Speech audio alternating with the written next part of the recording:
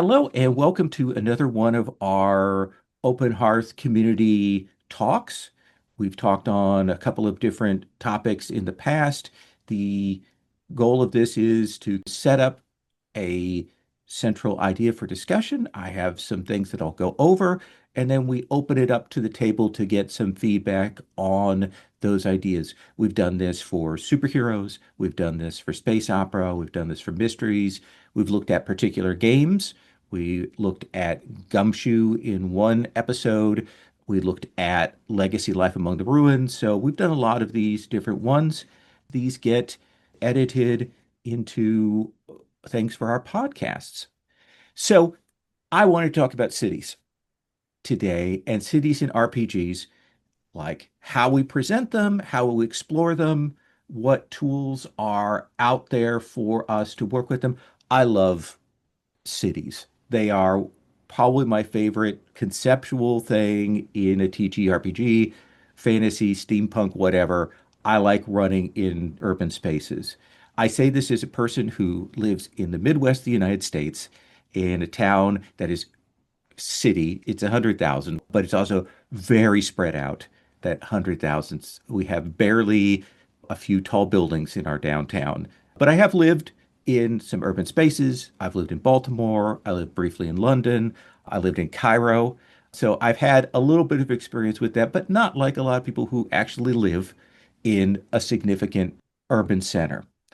I've loved cities as a concept, and I want to talk about how I view them in play. For me, a city has always been just another space. A city is an abstraction. It is just like we're exploring the countryside, but we're in a different scale, we're in a different range. But there is, I think, and this may not always hold true, but I think it is a crucial fact of the cities. I have to give this via an anecdote. I was running an Exalted game a number of years ago. We're still very trad, have a very trad crew there. And I had set it in a city. It became clear to me as we were playing that one of the players was bristling against this. And he was like, I want to go places. I want to see things. And I said, the city's huge. There are lots of different places to go, lots of different things to see. There are multiple levels to the city. There are different areas, different environments. And we went back and forth, and there was a whole set of conversations that we had. I was trying to get to what his objection was. And then I finally realized what it was. He didn't like a city because he couldn't cause a problem and then walk away from it. He couldn't destroy something and get away with repercussions. And I think that is one of the things that the city does is it creates a space that has a certain amount of permanency to it. It is a place we are returning to, and we may do this in a fantasy game. We may return to spaces again and again, but a city often has that sense of we're going to go back, we're going to interact with it. It is overlapping with the idea of community. It's overlapping with the idea of knowing and learning about spaces. I do think that there are two ways that we see cities approached in games. The first way is our game is set in a city. And I'll talk a little bit later about particular games like Spire and things that are built on this is the city, this is why the city is weird, this is what is going on with it, this is how we do it. Versus games where the cities are the flags. When we go to a new place, we're going to the city that is the capital or the main thing, and we're using that to illustrate what's happening there. I think there is a basic difference in terms of GMing and what we do with those two things. I think when we are GMing in a city and we're set in it, often what we're starting with is the idea of neighborhoods, of spaces, larger spaces that make up things. Those are really the things that we're hooking our game around. Whereas if we're traveling to a new city and I know our players are only going to be there for maybe a few sessions, we're less looking at neighborhoods and we're more looking at landmarks. Here are the visual landmarks. Here are the key points. Here are the handful of things that we want people to have in mind when they address this city, when they think about this city, when they go through it. So the question begins with how we present the city to the players, how we structure that approach to it. And there are a couple of things to think about. And this comes a little bit from thinking about how fiction itself operates. And we're thinking about when we're presenting the city. There is a question of whether we're presenting exposition, meaning that we're giving some explanation of what's going on, meaning that we're telling the history or the lore of something, versus description, whether we're just describing some weirdness or describing something they're seeing, and we don't give the full details of why this is happening this way, why this is being done this way. And I think that connects up to the idea of what we're telling people is explanatory versus what we're telling people is evocative. Now, one of the things I think, then, rambling here a little bit, is the question of when we've got a city, how do we want the players to interact with it? What do we want them to be doing on a regular basis? For example, in Blades in the Dark, there is a strong sense of factions as the keystones, as the representatives of the city. There is a lovely discussion in the Duskval book of the different neighborhoods and things like that. We've got a lot of that in there, but they're kind of secondary to those peoples and those factions and things being what we're interacting with. The place that we do the geography of, that we probably spend some time spelling out, is the character's neighborhood, and that becomes kind of a mini city within that. We get that. We probably have some more physical description of that. But otherwise, we're going to add some color onto it. But often, when we're going to another place, we'll fill in the details, but we know that this is X faction's territory or this is Y faction's territory, and we do it that way. The other thing is, how much time are we going to be spending there? How important is it? How detailed do we want to get? I'm running Rapscallion, and we have a city that I know they're going to be going back to, but they're maybe there for a session and then they're going to move on. But this is going to be one they're going to be returning back to. So for me, it is more important to have a handful of places that they will remember.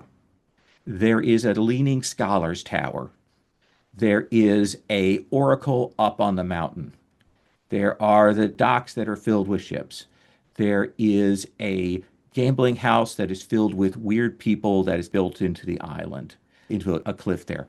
And I will say, most of the visuals that I put in there are stolen from the Rapscallion game that Alan ran. When I went to suddenly put the city on the table, I stole all the visual elements that Alan had mentioned to me when he ran his game. And so I do think that there is something to be said for just having a set of really sharp visual landmarks that you can then build around. And I do this as a hard and fast rule for me. Whenever you have a set of things, a list of things like that, that you want players to remember, my goal is 5 items plus or minus two, because that's about how many things people can remember from reading or interacting with documents easily. So 3 to 7 is about the range for doing that. So let me ask people, open the question up. Do you have particular video game or RPG cities that you've played in or read or interacted with that have stuck with you, that have struck you, that have remained in your mind? There's a book that Will H. recommended to me called Virtual Cities. It's by Konstantas Dimopoulos. It's a book where he went through all of these video game cities and did chapters on them, redrew the maps, talked about what the city is like. It's a really fun read.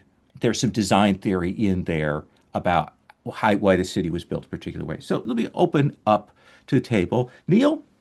I think the two that stuck with me are the two that are featured in Blades in the Dark. Duskval, and then I forget the other one that's more like Middle Eastern. Yes, Eruvian, that was it. The reason they stuck with me is I love a good map and I love a good detailed city map, but when it comes to actually running the game, it's too easy for me to get mentally hung up on getting the details right. And I feel like the beauty of Duskfall is that it doesn't overwhelm you with detail. And there's enough room to start scribbling in on the map. So as the game developed, we started marking a larger version of the map up and saying, okay, this, in addition to the neighborhood, okay, this is here. We're hitting this building here. I felt like that was a nice balance. Yeah, I went to the trouble when we did Blades in the Dark of printing the giant poster map of Duskfall and having that on the table. Alan? I spent a lot of time playing in Night City in the original Cyberpunk 2020 back in the 90s. It is my default Cyberpunk setting. Even if the game I'm running has different corporations, I've simply overlaid the names of those corporations on the ones from Night City. That's very solid in my head. It does have a nice map, but I think it matters less. Okay, okay. And that's something we maybe talk about later is how much it matters to have a map in terms of developing space. Jim? I'm going to surprise no one who has ever played with me, I think, in saying that for me, it always comes back to what I think of as Marvel New York, and especially like late 70s through the 80s and early 90s, and explicitly like Spider-Man New York. My conception of like Greenwich Village and Queens and all that kind of stuff, despite having been there a bunch and, like have grandparents that live on Long Island and stuff like that, is as colored by my pop culture understanding of Marvel New York as actually having been there. Like I was there last night.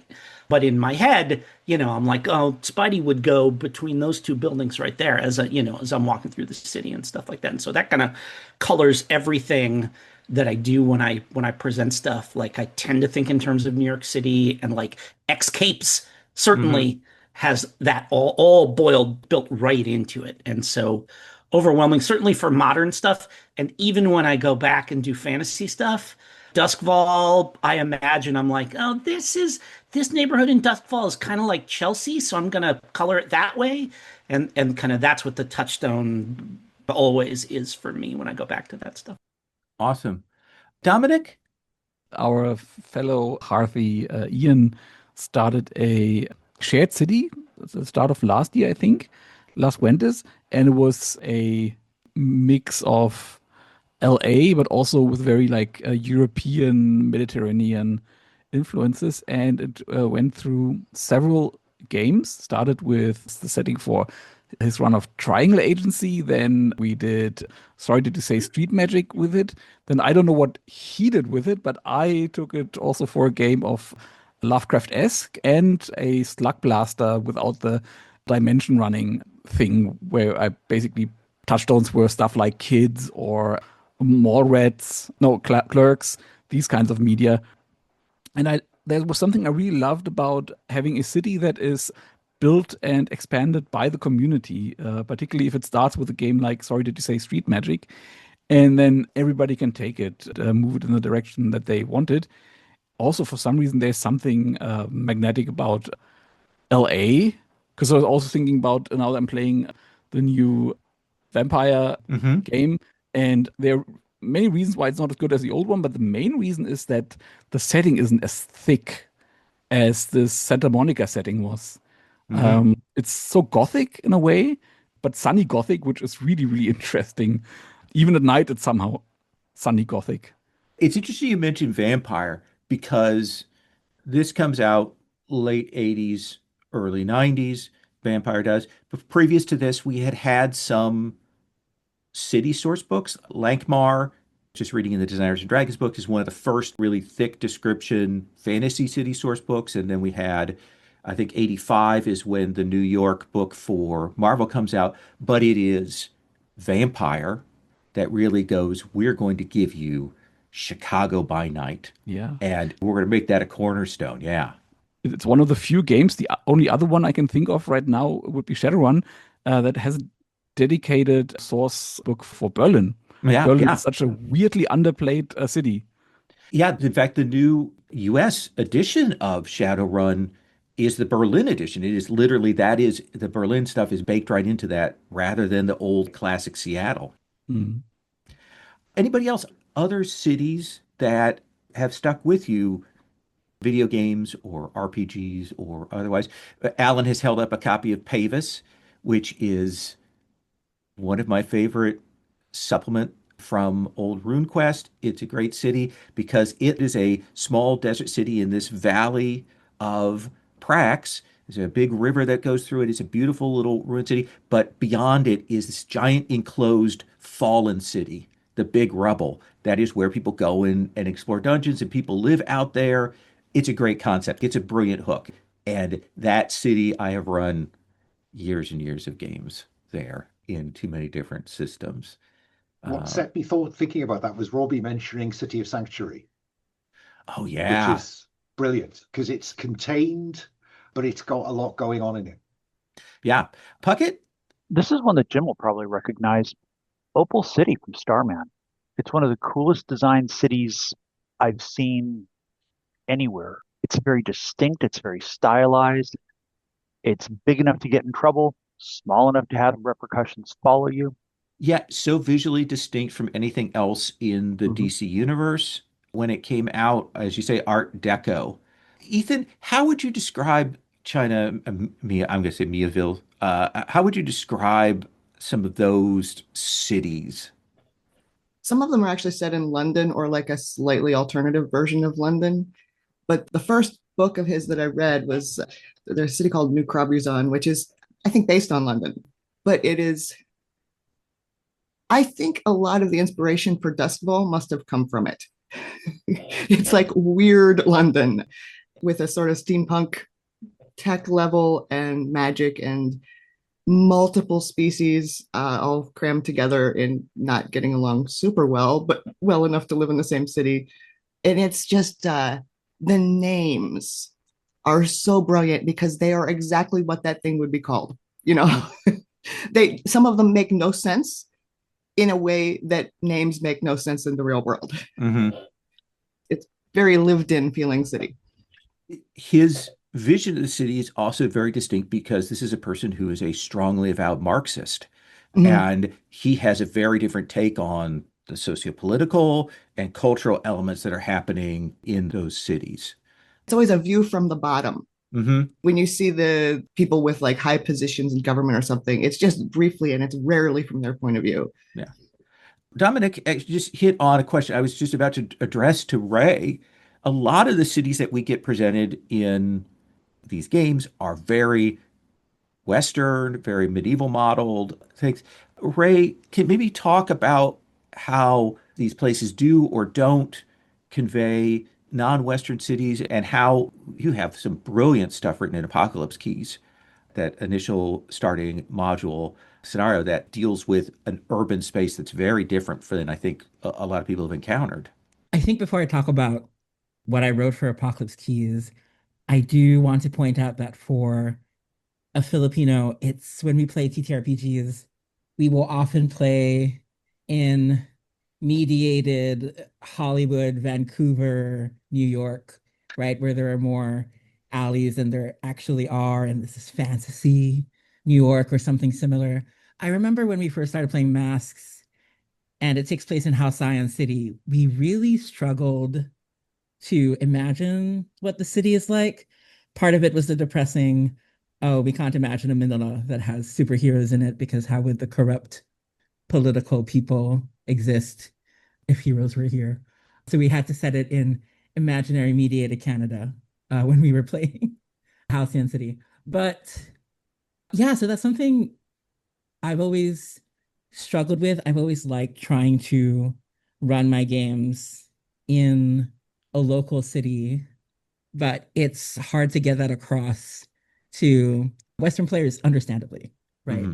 So for Mananaga Murders, I really wanted to take place in a building that's actually close to where I used to work with. So like a lot of the history, I guess, except the Mananagal part, the monster part.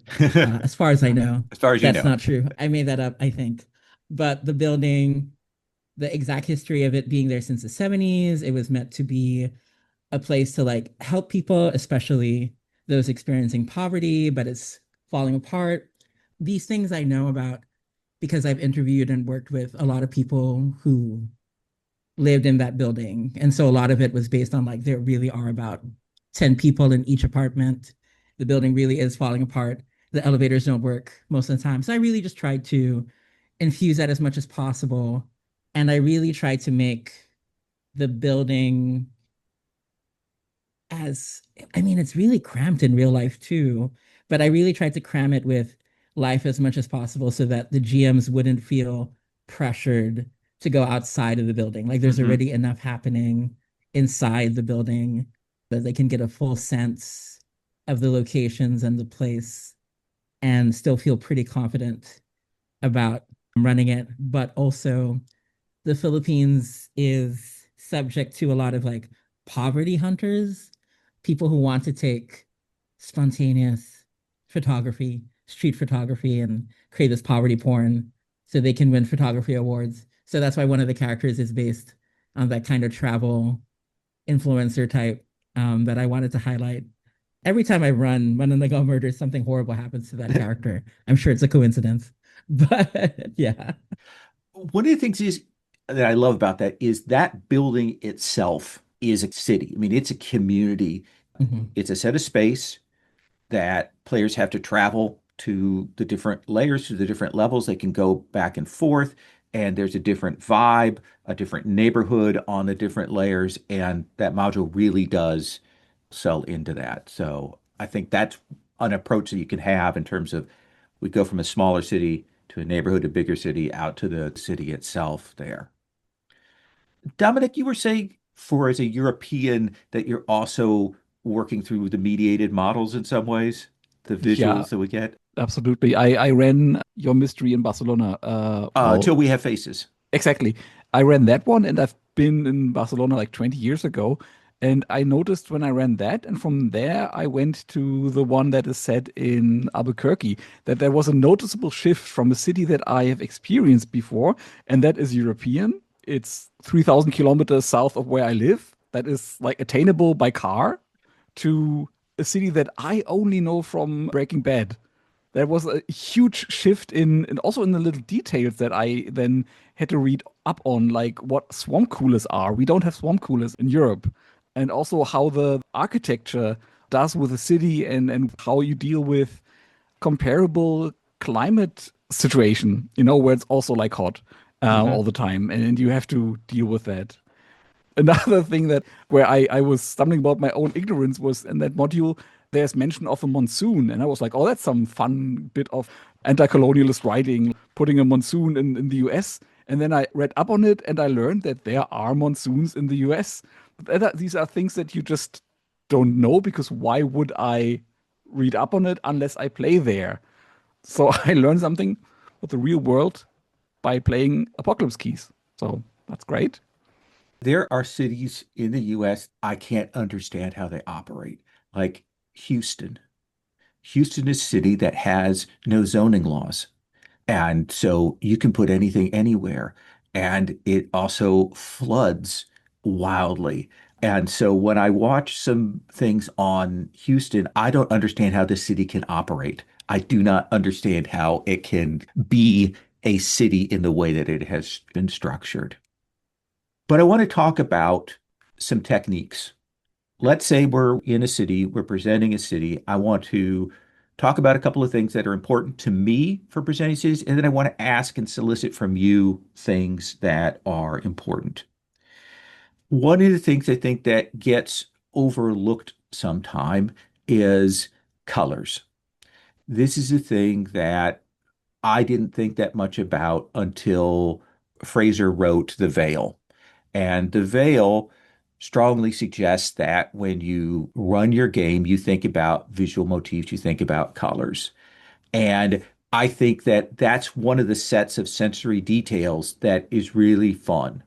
That this city is tan, or it is gray, or it is colored with bisexual lighting. And we've got the purple and blue, and that those things in terms of is it green? Is it a city that is verdantly green? Is it, as Robbie said, the neon of Miami? That those are a set of sensory details that we can think about. And then we can also use to color different neighborhoods. Once we've established a dominant color for the city, or a couple of those that we can use to send signals about themes, we can then make a neighborhood contrast to that. We can use that as, okay, this is not like that. This is a variation on that color, or it's washed out, or it's deeper or more vibrant. That's a set of sensory details. The other obvious one in terms of sensory details is do not overlook noises and smells. Smells, especially for me, I have very strong, as I know all of you do, sense memory of places. I know what Chicago downtown smells like. I know what the London Underground smelled like back in the early 80s. I can think about it and I can pull that up. I know what Cairo Street smelled like. Those are very strong. I know what the market smelled like and how that was different from other places. And the sounds, the kinds of sounds you'd hear and when you'd hear them is another really crucial thing. There are, of course, a lot of good city source books out there, but the one I'm going to recommend that I use for everything, I use it for fantasy, I use it for modern, for stuff. Augmented Reality is a cyberpunk city source book. And about 60-70% of it is here are names and characters and things like that. But the first dozen pages are just tables of smells and sounds and weird shit on the streets. And they are great. They are great for generating some details. And I usually will generate a list of a handful of these. Again, five plus or minus two things on my notes that I will try to remember, try to have out there. And you can adapt those things to places that are outside of cyberpunk.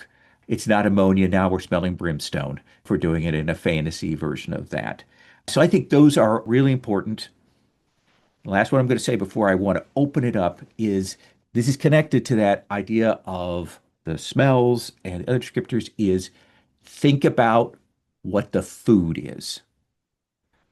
I think this is really important. How is food being served? Do we have food trucks? Do we have street food? What does street food look like? What are we feeding people? Is it primarily vegetarian? Is it meat? What kind of meat is it? Are there conflicts over the serving of that?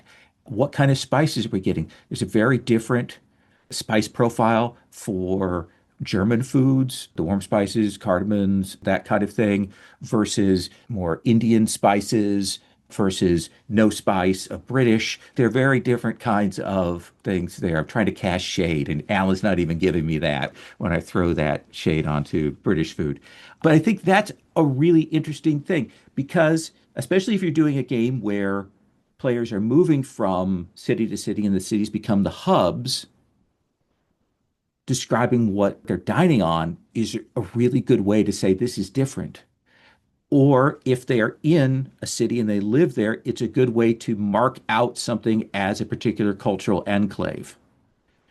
As a resource, I want to recommend on Netflix, there is a set of shows that are clearly sponsored by the Chinese government, but they are particular episodes on different regions of China and what the cuisines are in that particular region.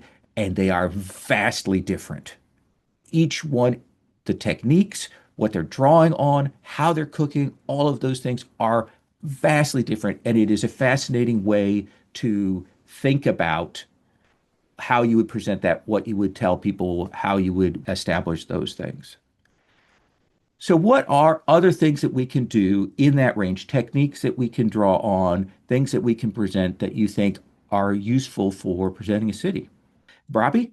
I really struggled, particularly when I first started GMing games with the cities, and I just found them overwhelming. Dungeons are so easy by comparison because you have fixed paths and you can have a lot of your details if you're playing traditional type dungeon crawling game, right? You can have all of that stuff planned out. And then when I moved to cities, it was just like, oh, I can't even guess where the players are going to go and what they're going to be interested in. And it was hard getting my head wrapped around them. When I've played games with a location like a city or a village in mind, if the players have some ability to propose as well landmarks or crucial gathering points and fill in some of those details, it's been helpful to me. First of all, it gives me less work to do because, right, it puts some onus on them. And then I think it also just gives them more buy-in onto this. I found that they're more likely to remember those places because they remember creating those places in addition to whatever other places that I've given them.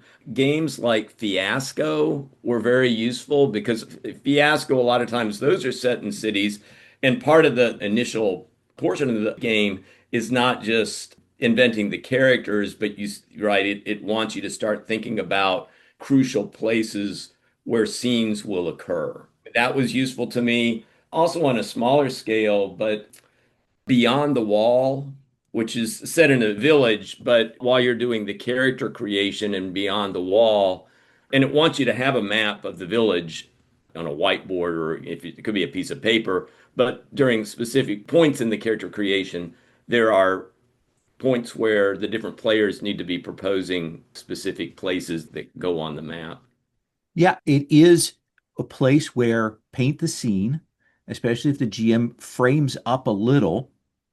This is this kind of neighborhood. This is what this purpose is. This is what we got generally, and using the paint the scene techniques to flesh that out.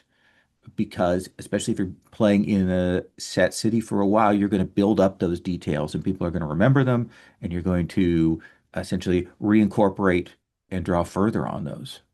Other techniques, Jim? I think one of the things that can be important, especially if you're trying to do a city that feels really dense and populous, where you've got 80-story buildings that have 1,000 apartments in them, and those apartments are all the same, is to always emphasize that one of the things people do in cities is you've got a tiny little bit of space that you've carved out, and people very aggressively personalize those areas. And so always, always, always, why is this bodega different than the other bodega across the street? What have the people that live here done to make it the place they live and that's important to them? And framing as many of those paint the scene questions around as to make sure you're understanding that the individual people that are in this spot in the city, even though there's another 10,000 people right on top of them, they are no less unique or interesting or haven't done the work to carve out their own space as somebody that has a quaint little farm out in the middle of a pasture somewhere outside the city. That's really important, is to make sure that you're personalizing those little spaces that everyone has carved out. In the chat, T has mentioned a really interesting thing that connects onto that is the idea, and again, this connects to colors, it connects to individual differentiation, is the idea of textiles, of what people are wearing, what they're using for home goods. Also related, as T mentions, to the question of sumptuary laws, what people have access to, how they visually mark themselves. Another place where you can get players to what is the color of the elite, that kind of thing. It's another place where if you want to go down the rabbit hole, reading about the history of textiles or reading about the history of dyes is really cool. Like it's super cool. And it's stuff that you can steal for other games and just to throw in a detail or two. I love that. And I had forgotten about that until T mentioned it. So I think that's really wondrous. Other things that people want to mention as things that we can do, concrete techniques that we can add to the city. I'll throw another one out there and then I'll open up, I'll hand it off to Alan. Holidays. Holidays, events, anything like that that tells us what is important to the city, that marks out different aspects of faith, that allow us to illustrate those things. And I think, as important as anything, describing a celebration or a holiday or a ritual and giving no explanation. It's just there. And if the players want to find out about it, they can, but otherwise it can be color. I think that can be really important. Even when you're doing a modern game, street fairs, anniversaries, in the Changeling games that I've run, one of the things I've done is that there are holidays that these supernatural creatures have come up with that draw from their own experience, and they have to do them in very particular ways. So I think that is a great way to tell us something more about the city and how it operates. Alan, did I step on your toes? Do you have some other No, no, no, ideas? no. Oh, It's fine. No, I was going to say, give a neighborhood or a location a face. Have an NPC that in some way reflects and solidifies the theme for that bit of the city. an archetype person that represents that. I like that. Just to be Oh, yeah, careful, you do need to watch out for the stereotypes, though. true, true. Thank It's you. so it's a Right. careful line. Hooray. I agree about the stereotype thing. I was gonna say something related, which is we've brought up factions as being a really good keystone, right? But I also love to speak to how factions are moving, how their territories are changing, how one faction moves in or another, how they work together, but always connecting it to where they're from, right? Or their place. And that sense of history is one technique I really love. So the city comes alive through its people. And another technique I love that I use in almost every genre, because I tend to bend towards supernatural and surreal, is I like having the city be alive. Hmm. And one of my favorite things is that the city can dream, or the city has a heart, or the city is seeking out avatars.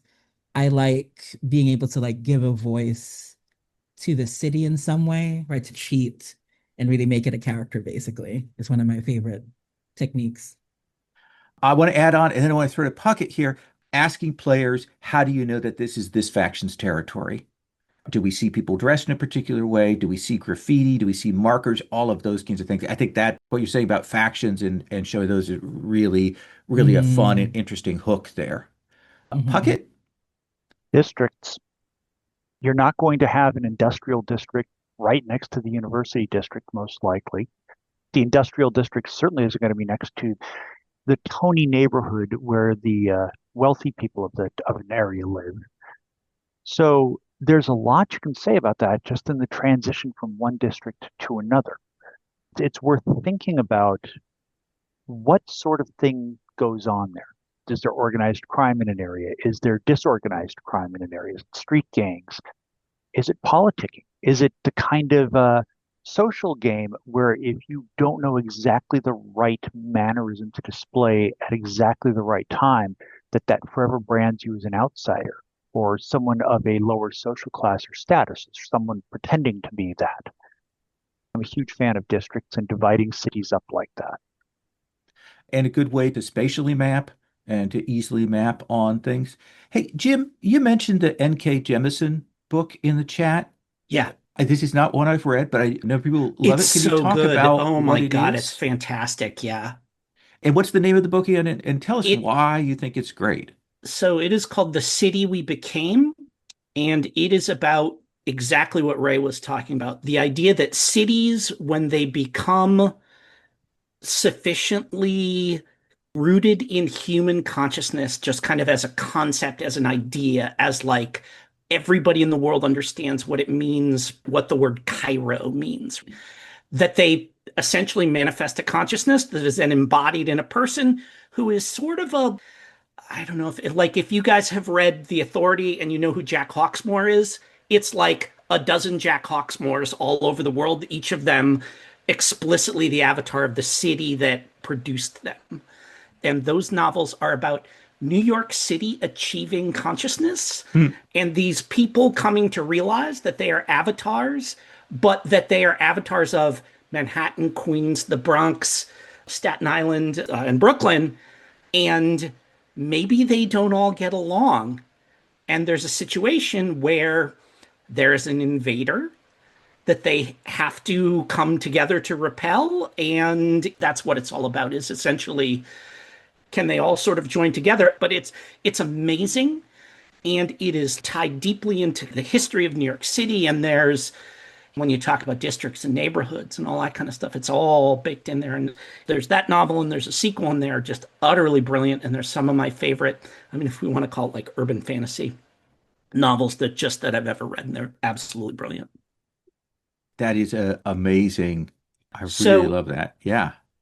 the invader is the twist in there, and it's Jemison specifically tackling very American horror Hmm. trope that in there. And so I don't want to spoil it, but trust me, when you see it and when you figure out what's going on, you'll go, oh my God, that's perfect. So yeah. I will say that speaking with Rich, who has run a very urban-centered superhero RPG, Hit the Streets, and in it you often decide what the enemy is, and he has told me that the vast majority of times when players come up with what the foe is gentrification. That is the enemy that comes up again and again in that game.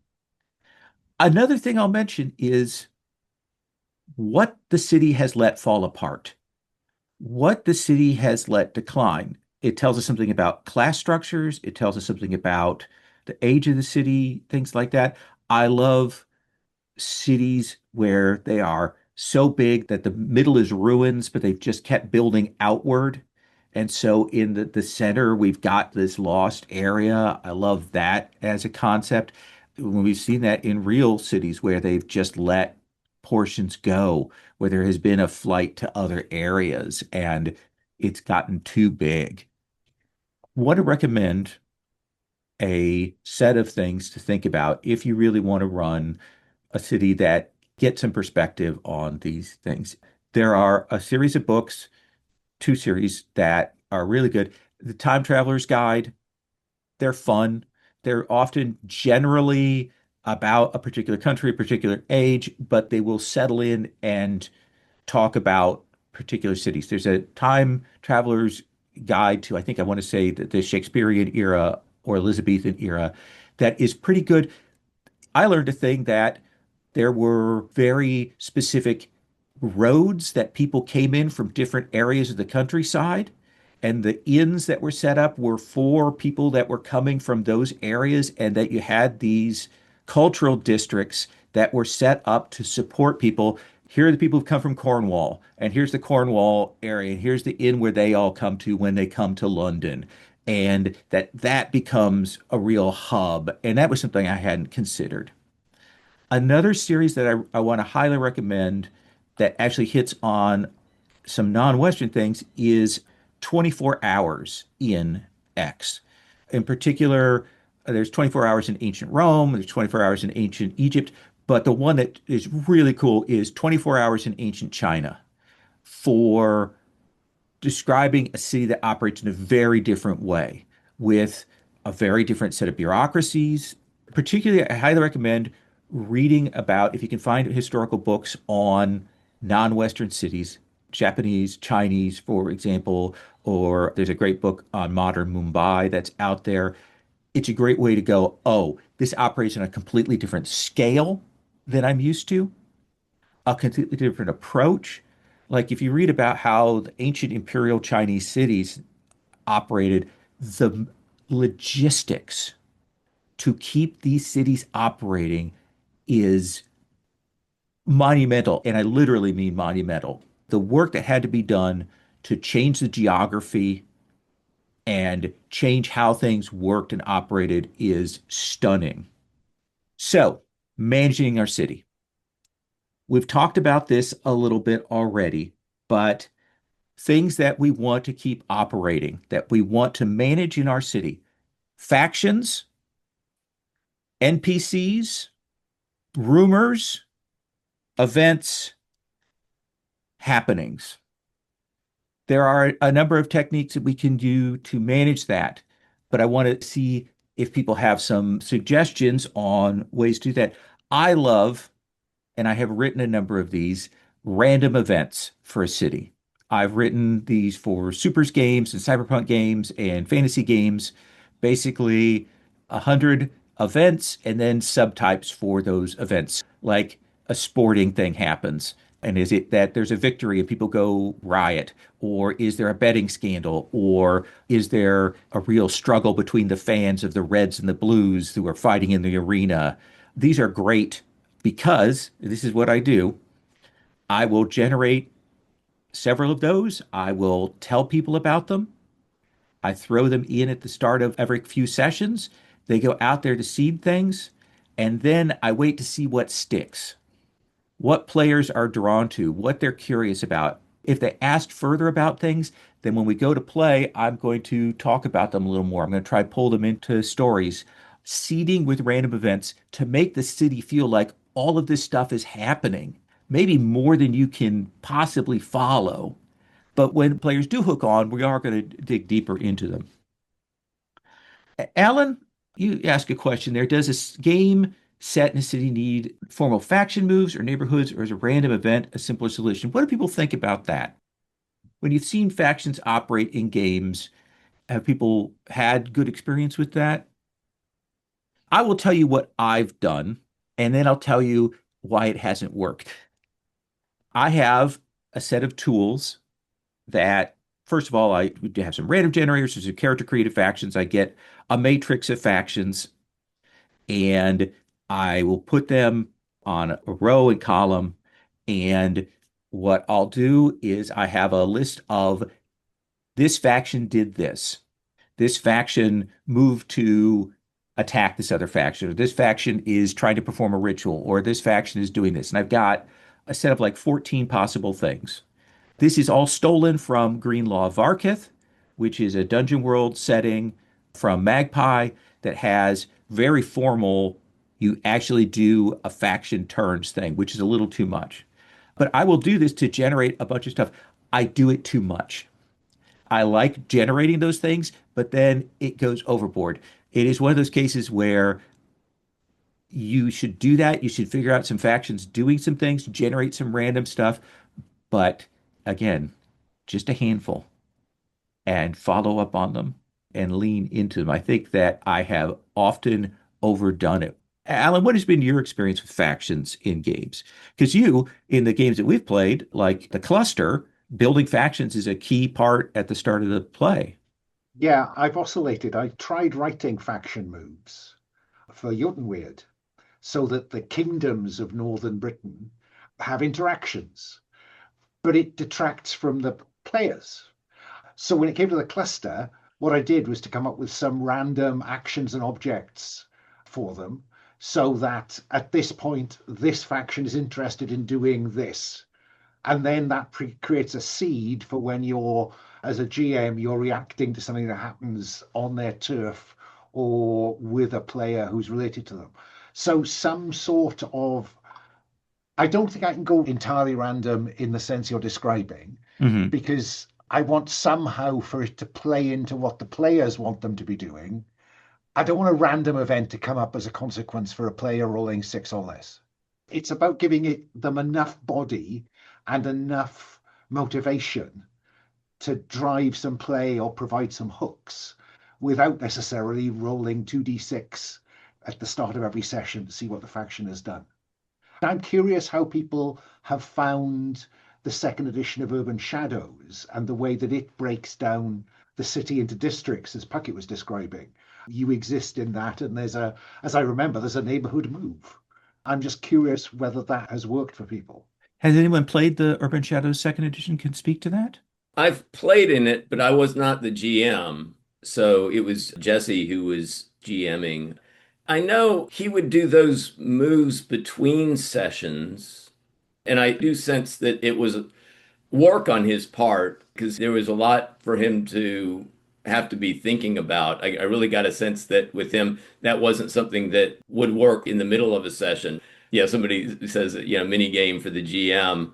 I do think it helped him though. I mean, like once he had worked through it, right, it gave him springboards to advance play. I also do like this idea, though, that the factions can be responding to what the players did and then turn up the heat and pressure on the players because of decisions that they had made and what they had done. I like that aspect of thinking about faction moves and things like that. Comes back, Lowell, to something that you said at the beginning. There are consequences in a city. If you're playing in the city, people are taking note of what you have done, and there are ripple effects that can be a consequence of the actions, and you may in subsequent sessions have to deal with some of that fallout. I like the idea of, as you're suggesting, that we've got factions and we've got not just one clock. We've probably got a couple of clocks. We've got a clock that says, I have pissed this faction off. And that's a hard move tick. But then we might have a clock that is this faction's plans progress. And when this clock fills, something's going to happen. And that we can see those activities in there. It's one of those places where I think clocks do work, especially again, if we don't have a dozen factions, if we have five or six ones that players are really interested in, and we can find out after a few sessions. Alan, you were going to say? No, it's your clock point. I've been running Grimwild for my home group, and Galen Vale is their kind of opening campaign, which is set in a small town. And the core of it is a competition between candidates for mayor. And it's got a really neat way, I think, of each of those factions has a clock running. And depending on what the players do, it influences the success of this one or that one. You know, you roll a number of dice and that determines how far down the clock goes. I enjoyed that. It gave the players some sense of which way did they want this to go and forced them to make choices about, well, do I back the snooty noble or do I go for the woman of the people? I like that. Jim?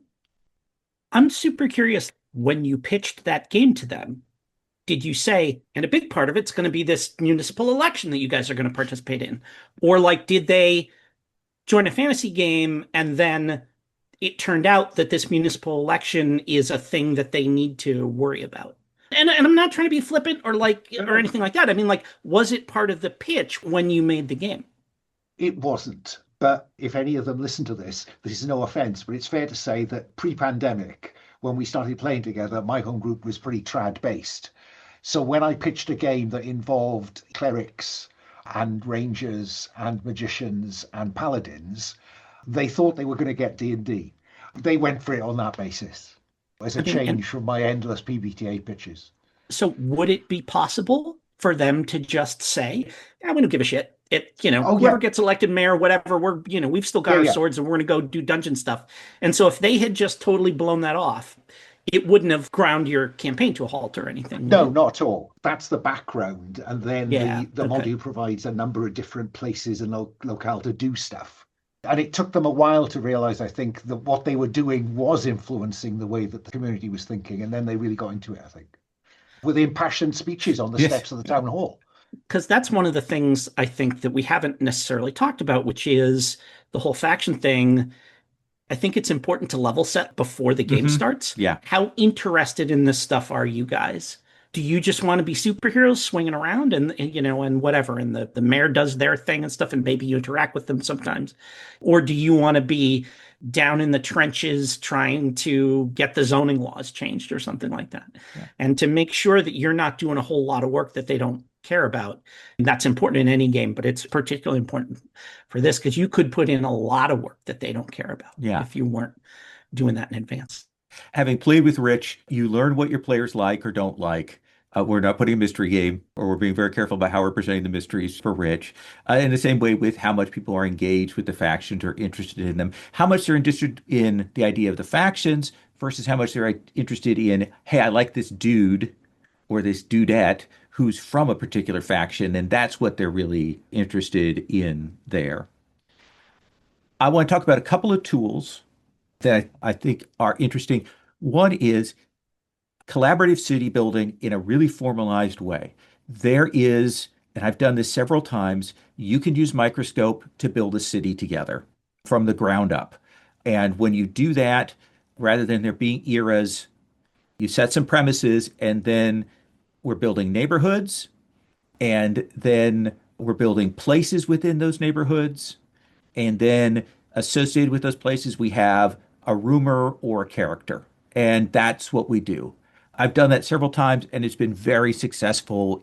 I ran basically a city guards game that we built a city. I ran a steampunk fallen city game. That's a really fun technique. They talk about it in Microscope Explorer. It's a fun activity to do. I love what we come up with.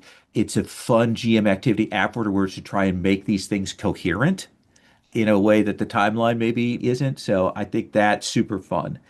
Another thing I think is a potential technique that I would like to see I worked on this before, but I never quite got it to work, is the idea that there are neighborhood playbooks, that you could build a playbook for here's our religious district, here's our noble district, here's our this, that, the other thing, as a toolkit for a GM, building that and maybe having some neighborhood moves that are about when you go into them. I think that could be a very fun technique there. It is interesting to me how different city builder books are. I had a Kickstarter week where I got two different city builder books. One of them is Campaign Builder Cities and Towns for 5th edition. And it's a big, beautiful book. And it is a big, beautiful, sterile book.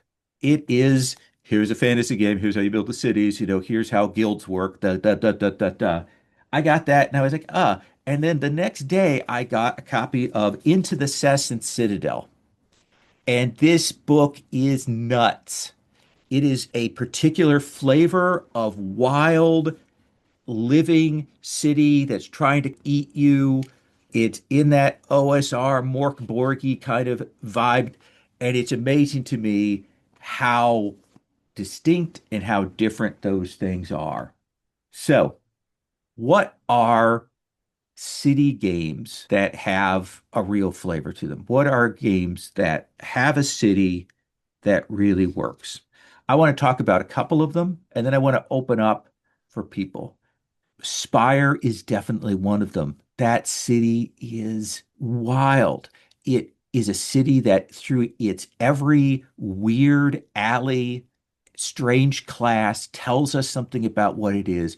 It operates in a very different way than other things. It is a game that is a challenge in conveying setting. We talked about this before, about the challenge of getting the premises and the setting across to the players. I think Spire trying to tell people what is going on is often a real feat there. Another game city that I will recommend, less for the vibe but more than the presentation, is there is a book for the Dying Earth RPG. And this is a game that is not my favorite game, but they have a book that's called The Player's Guide to Kane. And it is this massive city in the Dying Earth setting. And it is a description of a city, and every chapter is player facing. There are no mechanics in it, there's no GM stuff in it. Each chapter has characters and rumors and things like that. And the idea is that the players look through the book and go, oh, this is interesting to me. I want to go see what's happening with this. And it is entirely like the players are supposed to know these things and then just go and explore these stories. It is way too much work for me to build something like that, but I love it. I love conceptually how it works. City of Lies, Ryoko Owari for L5R is another game that has a bunch of player-facing materials. You give them this, and then they can go, wee, and play out there. I've got a few more I could talk about. I don't know how many of you have ever read or played Over the Edge. It has a Mediterranean, I'm using air quotes for that, city that is filled with weird conspiracies. It is an entirely urban location.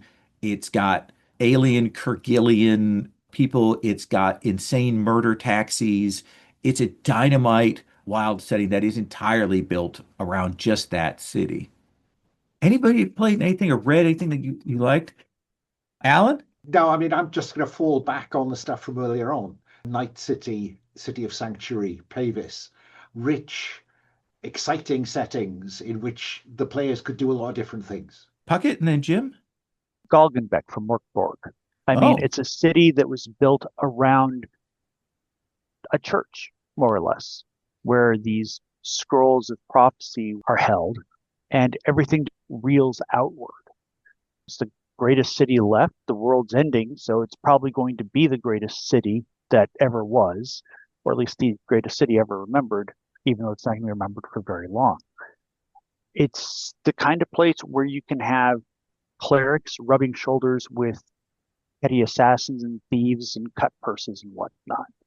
It's not a very nice setting, but it's really, really evocative, especially with a lot of the third-party materials that have come out and expanded upon the lore. Jim? Ray mentioned one of the two that I was thinking of. Ray mentioned in chat Sharn from Eberron, which is a little, maybe not everyone is familiar with, but it's a pretty amazing setting. And Eberron has going on that it is explicitly essentially a post-World War setting. And so there's a lot of stuff that feels vaguely post-war to it. And that's one of the things that it does really interestingly. Sharn also has verticality that I find really fascinating about densely packed cities and stuff like that. And there's a whole lot about bridges and and how one of the way crime happens is that you go up to where the rich people are, and then you go back down to where you can sell your stuff, and there's a lot of kind of transfer that way that makes it really interesting. And you invoked Greenlaw of Varketh lol, which of course looks back to the OG big fantasy D&D city, the cosmopolitan fantasy city, which is Sigil Mm-hmm. from the Planescape setting, which is kind of fascinating in that everybody who lives there is a refugee, essentially. No one in Sigil is from Sigil. They're all from somewhere else. And it is a city that has come together, composed entirely of people who are from somewhere else.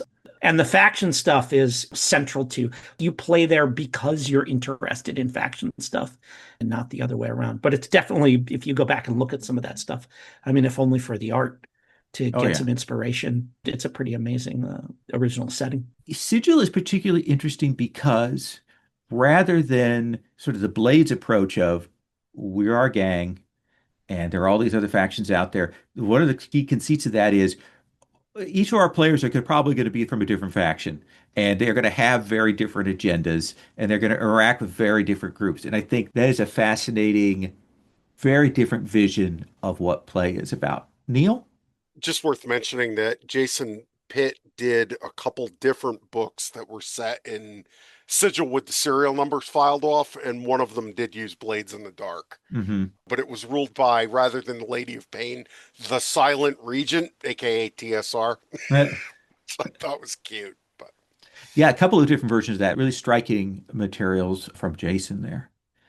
I'll mention Cold City as a really interesting dig down into a Cold War Berlin with supernatural, wild stuff to it. I think that is a fascinating look there. Hardwired Island for cyberpunk, like Night City, but it is in space. It is a big cyberpunk space station. That's where it's set, is in this space station, and that creates a whole set of tensions and problems. Oh yeah, Sig, The City Between is Jason's game. If you have not read it, I think one of the best city books that you could possibly read is Magical Industrial Revolution. This is by Skirples, and it is a steampunky, magicy London. It's London, but with the serial numbers scraped off. And a lot of the book is about here are neighborhoods, and there's creatures and generating rumors and all that kind of like the classic RPG stuff. But then what it does, it goes, here are 10 ways that this city is going to get destroyed. And it's going to get destroyed because somebody is going to come up with this magical technique and it's going to go wild. One of them is that they discover how to make portal rooms, essentially little rooms that you can add space onto a building by creating these little dimensional pockets. And that becomes a popular thing. And each of these descriptions of these disasters, that's called a pre-apocalyptic game, describes how it starts out like a cool idea and then it goes downhill very rapidly. The free use of polymorphism as a thing and how that ends up becoming used for food supplies. There's some wonderful grotesqueries in it, but one of the things I think that's really important about the theme of that book is that the cities can change, is that we have this urban environment and we can make what happens there not just static, but really dynamic and player centered. Like the players can realize that things are about to go terribly wrong. How do you change that? How do you affect that? Or do you just skip town before everything blows up? which is as viable an option as any. But it's a great book. Anything else anybody wants to throw in here in our last 5 minutes? The suggestions, things you want to point to as ideas, references, sources, Jim? 2 seconds for a quick shout out to something that The Between does, which is it has something called the unseen, which is when you are playing through the city, you take a moment to step aside and do an interlude, just like a little drop in kind of meanwhile scene. And I added them to escapes, and that's what I call them, is a meanwhile scene to remind everybody that there's stuff going on in the city and that the life is happening, that people have jobs and stuff like this while they're doing whatever very unusual thing it is that they do in the city. The mere fact of them being role playing characters means they're not typical residents of the city, Mm-hmm. relying on the systems of the city working and stuff like that in order for them to do their thing. And it gets a little baroque in the between, but even there, we're looking at like hotel clerks and sex workers and garbage men and stuff like this. And I think that is a great way to ground stuff explicitly because you're asking the players to author that stuff. And so it gives them engagement. And then they tend to kind of run with it through the whole game. We had an Escapes game that Ethan was in. And in the very first session, they created a bakery in some of those little interstitial scenes, and all through the rest of the game, people were getting donuts and croissants and showing up with sandwiches from that bakery and stuff like that, and it really gave life to the game. And I recommend it as a technique. Awesome. Another tool that I want to recommend is, again, this is purely in self-interest here. I love Blades in the Dark, but Duskfall is not that big a grip for me. It's not as exciting. I have a toolkit for building a city, for building the city that you want to play Blades in the Dark in. And I've used that a couple of times. I've really enjoyed it. I think it's a fun set of things. There's some faction building, some location buildings, lots of pieces that are out there for people to play with. And so I will put a link in the show notes because I'm a mercenary, but you can get that. And I think it's super fun. I've done that as a card deck and as some tables. I love that. Dominic, you were going to say? I just wanted to point out, since we were talking about games who do interesting things with cities, Paint the Town Red solves the dilemma of playing a vampire game where you want to become an elder and see cities change, but you don't have the time because real life goes on.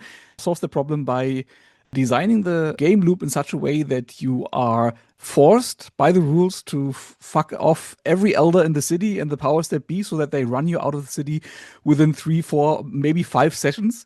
And then you go to the next city and the cycle repeats. So within a quarterly, you could play to like 3 or 4 cities, which I find very interesting. Oh, that's wonderful. Yeah. That is awesome.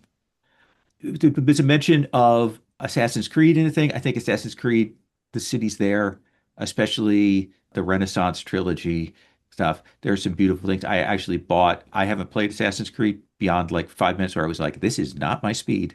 But I bought the guides because I love the book. I love the maps. I have done that. They're really wondrous. We have babbled on about them. I love cities. I love running them. And I appreciate all of you coming along and chatting with me about these. Thanks everybody for participating. I really appreciate that. And I'm going to stop the recording.